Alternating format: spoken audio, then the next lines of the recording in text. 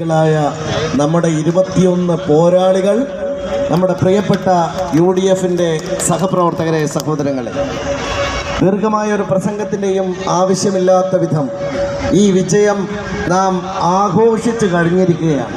കാരണം ഇത് നമ്മുടെ ദിവസം തന്നെയായിരുന്നു, നമ്മൾ കാത്തിരുന്ന ദിവസമായിരുന്നു. നമ്മുടെ ഒരുപാട് കാരണവന്മാർ, പഴയകാല തലമുറയിലെ പാർട്ടി പ്രവർത്തകന്മാർ, നേതാക്കന്മാർ മുഴുവനും മനസ്സുകൊണ്ട് പ്രാർത്ഥിച്ചു കാത്തിരുന്ന ഒരു ദിവസം സഫലമായിരിക്കുന്നു എന്നുള്ളതാണ് ഈ ദിവസത്തിൻ്റെ പ്രത്യേകത. അതിനുവേണ്ടി കഠിനാധ്വാനം ചെയ്ത ഒരുപാട് മനുഷ്യരുണ്ട്. അവർ വിയർപ്പൊഴുക്കിയ, അവർ കഠിനാധ്വാനം ചെയ്ത അവരുടെ ത്യാഗത്തിൻ്റെ, കണ്ണീരിൻ്റെ ഫലമാണ് ഈ വിജയ പതാക എന്ന് നിങ്ങളെ ഓർമ്മിപ്പിക്കുകയാണ്. 21 സ്ഥാനങ്ങളിൽ നാം ജയിച്ചിരിക്കുന്നു. ഒരു കേവല ഭൂരിപക്ഷത്തിലല്ല ഈ നഗരസഭയിലേക്ക് നാം ഭരണത്തിന് പോകുന്നത്.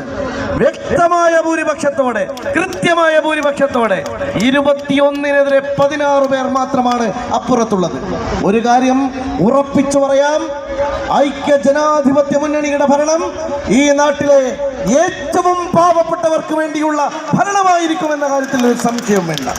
ദുർബലരായ, മാറ്റി നിർത്തപ്പെട്ട കമ്മ്യൂണിസ്റ്റ് പാർട്ടിയുടെ കിരാതമായ ഏകാധിപത്യത്തിന് വഴങ്ങാത്ത സാധാരണക്കാരുടെ കണ്ണീരൊപ്പാനാണ് ഞങ്ങളുടെ 21 പേർ സത്യപ്രതിജ്ഞ ചെയ്തത്. അവർ സത്യപ്രതിജ്ഞ ചെയ്തത് ദൈവനാമത്തിലാണ്, പടച്ചവനെ സാക്ഷി നിർത്തിയാണ്.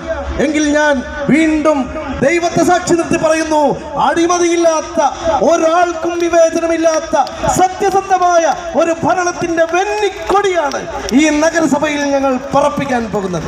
അതുകൊണ്ട് ഇതിനുവേണ്ടി കഠിനാധ്വാനം ചെയ്തവരെ, നിങ്ങളുടെ സ്വപ്നം സഫലമായിരിക്കുന്നു.